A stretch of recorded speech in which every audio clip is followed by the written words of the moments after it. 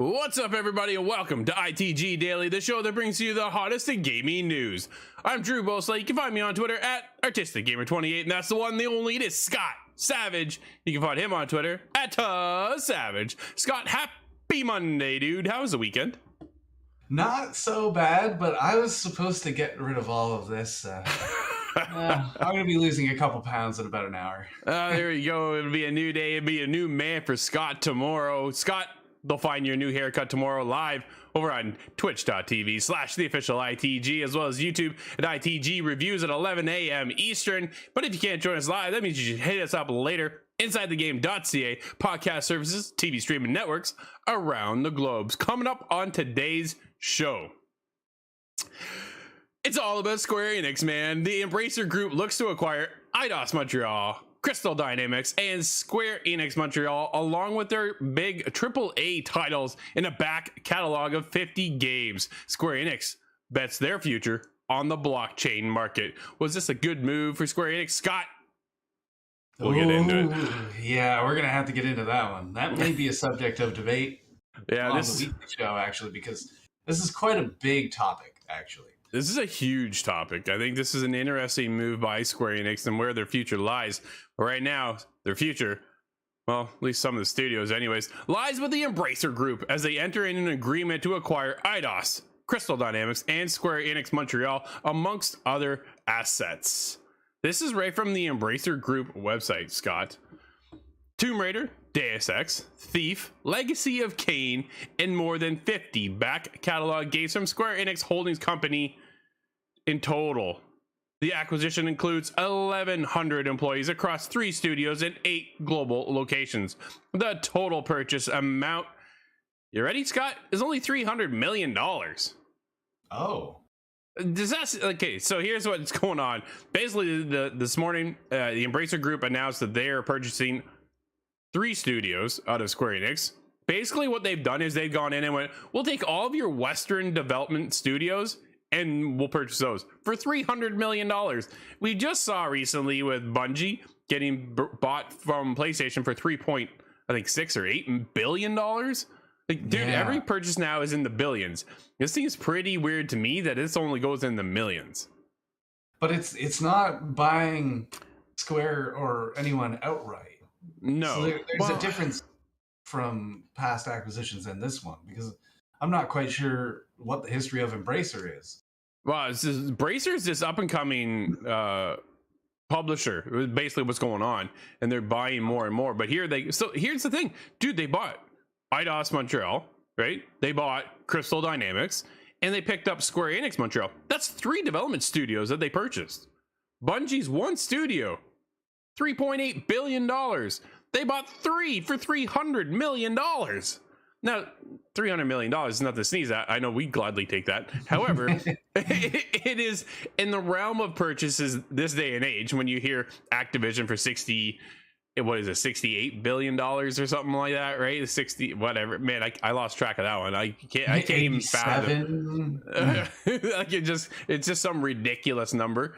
And then this one was only in the millions, 300 million. So it's not even the high 100 millions, which is weird for 3 studios. Now, granted, they did have a bit of a flop, Crystal Dynamics, with Marvel's Avengers, just because long term, right? They just can't keep up with it. And that's for a whole other show. But Embracer has secured additional long-term debt funding commitments for this and other transactions in the pipeline. The company today reiterates its current operational forecast. Dude, it's got a lot going on. Embracer will hold a webcast presentation for investors, analysts, and media on May 2nd. So this is later today. We'll have details. We have a quote, though, Scott. We are thrilled to welcome these studios into the Embracer Group.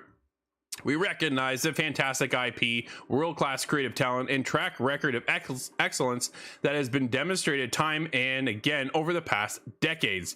It has been a great pleasure meeting the leadership teams and discussing future plans for how they can realize their ambitions and become a greater part of Embracer, says Lars Wingefors. He's a co-founder and group CEO of Embracer Group, which is, dude, that's pretty sweet. However, we have more as well. Embracer is the best kept secret in gaming, a massive decentralized collection of entrepreneurs whom we are thrilled to become a part of today. It is a perfect fit for our ambitions. Make high quality games with great people, sustainability, and grow our existing franchises to their best versions ever. Embracer allows us to forge new partnerships across all media to maximize our franchises' potential and live our dreams of making extraordinary entertainment. This comes from Phil Rogers, who's a Square Enix America and Europe CEO. Interesting little concept there, Scott. Yeah, maybe there's a little bit more of commingling that can happen between different companies in the Embracer arc. Sure. Maybe that's where the creativity comes from, because they're looking forward to making partnerships. That's what that sounds like to me. But other than that, it seems like it's business as usual for Square, at least. Well, so the thing is, now Square's losing some of these IPs, right? The portfolio of IP consists of iconic franchises appreciated by critics and players alike. For example, two original IPs, Tomb Raider and Deus Ex, have sold AAA units of 88 million and 12 million respectively. Embracer sees an opportunity to invest in these franchises, as well as the additional acquired IPs such as Legacy of Kain and Thief. Dude, were we gonna get another Thief game? Oh man, I really hope so. I really enjoyed the last Thief, and it kind of opened my whole eyes to the series as a whole. I thought, oh man, there's so many acquisitions and billions of dollars changing hands this month, that it's getting hard to keep track of now. It is definitely hard to keep up, right, with what is going on within the industry. So much change over lately, within the past 6 months to a year. What's happening is everybody's switching over now. And here's the thing. Here's the exciting thing for me, is that some of these dormant IPs, like Scott, let's be honest, Deus Ex, I thought would never see the light of day. Maybe now we'll see another Deus Ex title, right? The last one was Mankind Divided or Human? No, yeah, it was Mankind Divided, right? Because it was Human Revolution and then Mankind Divided, if I'm correct. I believe I am, or it could be the other way around. I'm not sure. But it's been a while, right? Since we've had a Deus Ex title. It's been forever since we've had a Thief title. It's a bit like Black Mirror, though. Is it Deus Ex? I'm not sure if today's day is the perfect time for a Deus Ex release. Well, and but it might just be a little too close to home. But I appreciate those games, though. Ooh. Absolutely love those games, right? And the other thing is, we've seen the decline of stealth games in general, but it's just going to be the rise now, maybe, of stealth games. We've seen some others kind of stick around or, revitalize stuff. We just reviewed, Steve and I reviewed it. Oh crap, what is that game we just reviewed? Dude, we literally just reviewed it. I'm going blank now. Nights?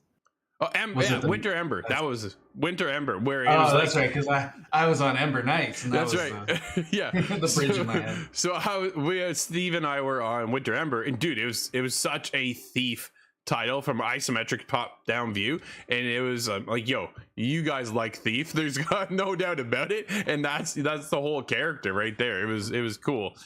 But now maybe here's an opportunity to step into the light once more, or the shadows, with Thief and Deus Ex, and see if that comes around. Oh, interesting to see. Embracer into the shadows, stealth. You got me thinking about Splinter Cell all over again. Oh man, yeah, we'll get there someday, Scott. What about Legacy of Kain? Will we ever see the return of Legacy of Kain now? I've not. I don't know if I've seen much Legacy of Kain. It's been dormant for that long that I'm just completely oblivious. Which is fair, right? It's been absolute decades since we've seen the Legacy of Kain franchise come around at all. Like, that was one of Amy Hennig's original titles way back in the day. And then we've seen her move over to Naughty Dog, and then the rise of Uncharted, and then so forth, right? But yeah, Legacy of Kain, dude, I played that back on PC and like way back when I was small. So possibly before the time of Windows 98. Is that what you're telling me? Anything's possible, or it could be in around there. Yeah, it's. But dude, let's keep going because we got more Square Enix. Square Enix says Embracer sales will help it invest in blockchain. This comes from Chris Scullion over at VGC. I took a couple clippets here. Square Enix has said the decision to sell a large part of its Western development to Embracer Group will help invest in blockchain, among other things. In its official statement, Square Enix said the deal will let it focus on investments in blockchain, AI, and the cloud. The transaction, it's a quote here, sorry. The transaction will assist the company in adapting to the changes underway in the global business environment by establishing more efficient allocation of resources, which will enhance corporate value by accelerating growth in the company's core businesses in the digital entertainment domain. End quote. Scott, what a bunch of jargon that is right there. I feel like dude. an AI took over halfway through. A robot just stepped in and went, bleep. There you go. Here is our mission statement. Right. Quote, in addition, the transaction enables the launch of new businesses by moving forward with investments in fields including blockchain, AI, and the cloud. The move is based on the policy of business structure optimization that the company set forth under the medium-term business strategy unveiled back in May 13, 2021, end quote. In a letter, the president of Square Enix said he believed that a blockchain games, quote, hold the potential to enable self-sustaining game growth, end quote, by pushing the play-to-earn concept. Scott. Oh, no. And that's there where it is. I feel. That's why I felt the shiver in my spine. Well, okay, so here now. Oh man! Come on, Bored Apes. Well, it's you just teach them a thing or two before that gets out of hand. Well, exactly right. I think that's what they see is they see the rise of NFTs and all these other art projects kind of really hit the market and hit it hard. Especially Bored Apes being one of the massive ones that really kind of took the world by storm. Right? We've seen recently Axis been hacked though, and I don't. I thought blockchain made everything invincible, so I'm not quite sure how I understand that part. But that's fair. If it's running behind the scenes, if this is just stuff under the hood for development's sake, I see no issue there. I'm not worried at all. Sure. That is a step forward, I'm sure, in some capacity. But mixing that into the games that they're producing, I don't like that. Okay, so here, dude, here, I can't help it. No. I'm laughing. This is my concept here for Square Enix right now. Their next Final Fantasy Online game, right? They produce, say, 10,000 assets each, because we know how big Final Fantasy Online, like 14 Online, is just absolutely massive, right? It is huge. Take this idea, right? 10,000, maybe even 20,000. You put a huge team of artists on these pieces and you make armor sets, you make weapons, helmets, shields, like whatever you make, and every one of those now becomes attached to an NFT.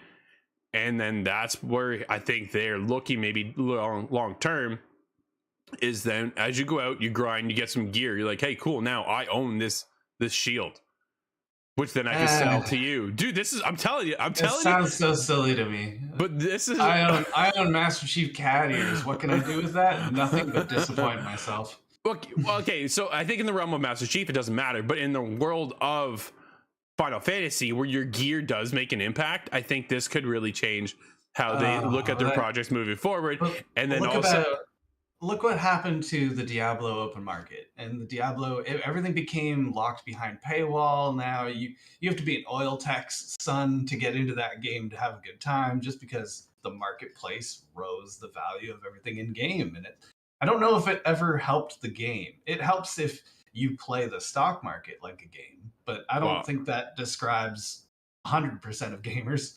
No, not at all. Absolutely not. But I think this is where Square Enix is thinking, quote, I quote again, hold the potential to enable self-sustaining game growth by pushing the play to earn concept. Dude, they want you to buy this game. They want to turn your addiction into more money. For them, absolutely, right? They're looking long term. Okay, how many times is that person going to sell that shield? I sell that shield to you. You sell it to Corey. Corey sells it to Nate. Every time that shield is purchased from somebody else, Square gets a cut of that, right? And that's the big thing, I think, for them moving forward, is that this NFT market is really what they're betting on. I think they're all in on it now at this point. I think that shows by selling off all their Western development studios. Like, it's just... Man, they honestly they could have went in with Marvel's Avengers, because Crystal Dynamics just keeps putting more and more costumes out right now for that game in their marketplace than anything else. Like, it's just, dude, every day I feel like there's a new tweet comes up, because I still follow them on Twitter. But every time there's a new tweet, boom, you got new Captain Marvel skin or Captain America skin, and then tomorrow you're gonna get another Hawkeye skin, and then the next day, dude, it's all skins. I'm like, you gotta be kidding me. Oh, see, that puts another worry in my head, because they've diverted so much attention to skins, cosmetic items, but not core gameplay. No War of Wakanda with Spider-Man, War of Wakanda 2. It's just, dude, that's all they've done, is they focused everything now on the marketplace. And I was just like, what about the core concept of your game where there's like nothing to do in? That's like, there's no reason for me to go back. Steve brought it up the other day, and I'm just going to go into a little bit of business here. And he's talking about, hey, do you want to cover the next big release of Marvel's Avengers? And back in my mind, I'm going, why? Nobody cares about it, right? Like I get if you're a fan of the game, like, dude, I still like to jump back in every once in a while, but to cover that game doesn't make any sense because it doesn't have the traction. Oh no, and right? You're saying Nobody that as a fan of the game. Absolutely. Yeah, which hurts. So, Scott, but you're a fan of one game, and the initiative has to say about something. It is, the initiative says Crystal Dynamics will still co-develop Perfect Dark following Embracer's acquisition. I think that's a highlight for you. Once again, coming from Chris Scullion over at VGC. According to a new tweet by the initiative, however, it appears Crystal Dynamics will continue to work on the game following the acquisition. Retweeting in a statement from Crystal Dynamics, which referred to the acquisition as, quote, a new chapter in our story, end quote, the initiative confirmed its plans. Quote, we're excited to see Crystal Dynamics take these next steps with their studio, end quote. It said, quote, our teams have made great progress in building Perfect Dark together as co-development partners, and we will be continuing this work with them in their next chapter, end quote. Scott, feel a little bit better? Yeah, a little bit more secure there. Whatever happens, I just do not want anything to shake the tree of a few different developers here. Yeah. Whoever's on Splinter Cell, I want them to have the best year possible. No, absolutely. It's funny to watch everybody kind of just dude, we had here's the thing. It's funny how this works because we had our show planned already, and then this dropped this morning, and I'm like, well, starting over again, because all of a sudden now it just took over this whole wave of what's going to happen here, what's going to happen there, what happens with Marvel's Avengers now, dude. Honestly, I'm kind of curious now going over to Embracer Group because they have Crystal Dynamics, the team working on Marvel's Avengers. That's now going in co-partnership with Marvel, right? They're tied in there. And how does that coalition work? Does their license expire now because of this? This is what I'm curious about. Exactly. Marvel is very contained. Oh man, but maybe this for the Embracer Group is their foot in the door for Marvel as well. So maybe we'll get other studios working on other projects within the Marvel realm. Like, dude, there's opportunities here. Here's the best part about it. I think knowing now that this is confirmed that Crystal Dynamics is still working on Perfect Dark, it kind of leads into the fact that I think we're gonna have a strong Western front. And where I think we're kind of suffering with Square Enix leading the charge, I'm hoping maybe now Embracer Group can really take that, and the Embracer Group can move it ahead with Tomb Raider, Deus Ex, Thief, Legacy of Kain. You know, maybe they can pull Marvel's Avengers out of the hot fire that they're in right now, right? And then, dude, Perfect Dark. Well, we're all excited. We can't wait for that. When do you think we're going to see that one, Scott? Oh, I think that's still more than a year away. I'm going to guess 2024 we'll know more about kind of the release window, but I think it's still quite a while. Oh, when was that was 2017, I think it was announced or teased. Man, was so it we're that getting long on ago? In years now. Yeah, it makes me wonder. Really, that again, long ago? If it was inside of a year, we would be seeing all about it, I think. I'm looking it up right now.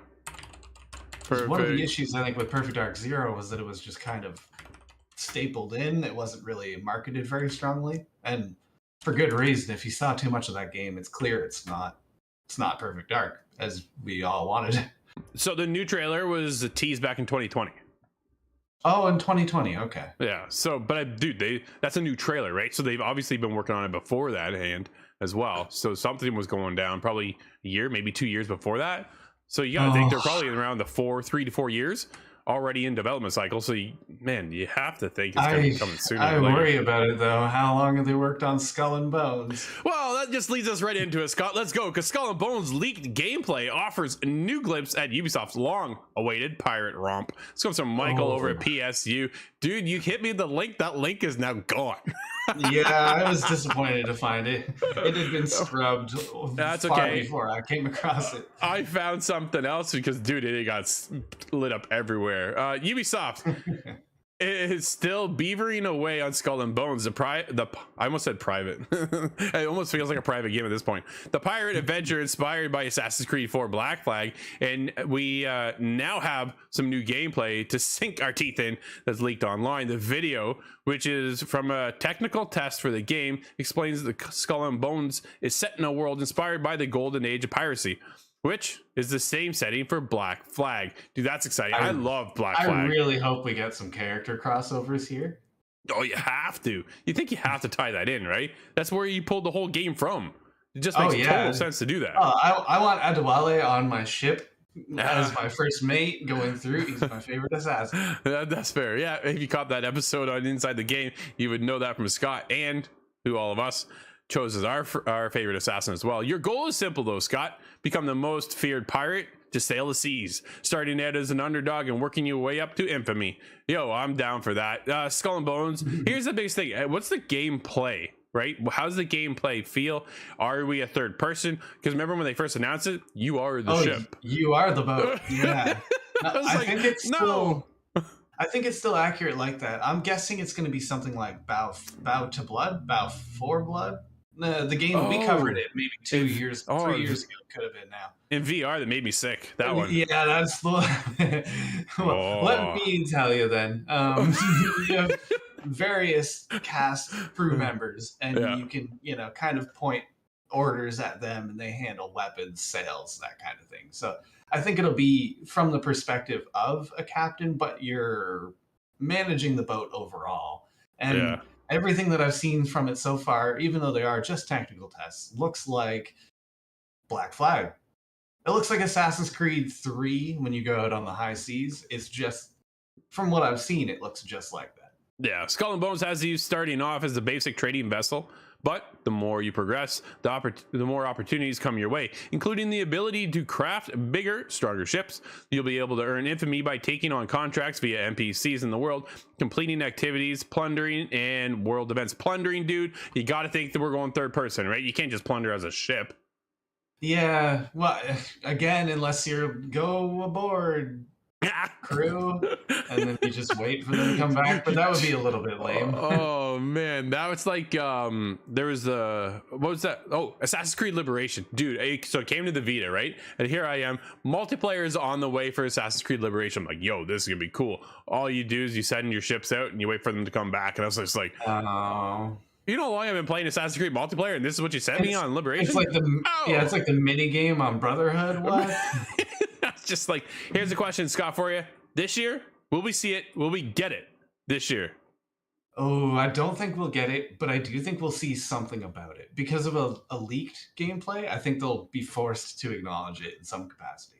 I think we get it this year. I think they're lining up. It's been in development now for long enough that I think it's actually coming probably this holiday season. If I had to we'll guess. see the medium rise up to that, though. They're not going to stealth drop that game. No, although they almost could based on name alone. But everybody's like, what's this thing? Dude, it's coming in for PS5, PS4, PC, Xbox Series X and S, and the Xbox One. Are you surprised that they have the last gen in there? A little bit, but at this point, I guess it's been in development for so long that it would be almost work to cut that away.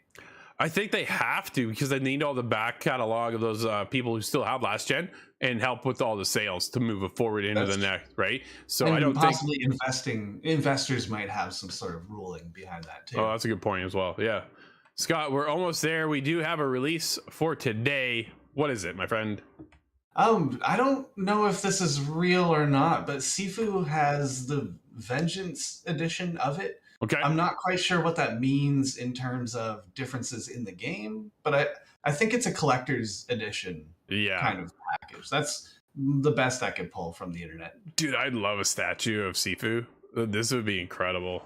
I'm a big statue collector. It has to be sharp to hurt a little bit. It's just you just punch, man. I can see them holding the bat in the hand. I think that'd be cool. I'd be down for that. Everybody, you need to check out Sifu. It's definitely one of my favorite games of all time. But Scott, this is it. Just like that, it's been ITG Daily. Everybody, thank you so much for hanging out with us. This is the show that brings you the hottest in gaming news. You can always join us live at 11 a.m. Eastern over on twitch.tv/theofficial ITG, as well as YouTube at ITG Reviews. But if you can't join us live, it is up later inside the game.ca, podcast services, and TV streaming networks around the globe. Until tomorrow, I'm Drew, and that's Scott, who's going to be missing some hair tomorrow, so make sure you swing by again. We'll see you inside the game.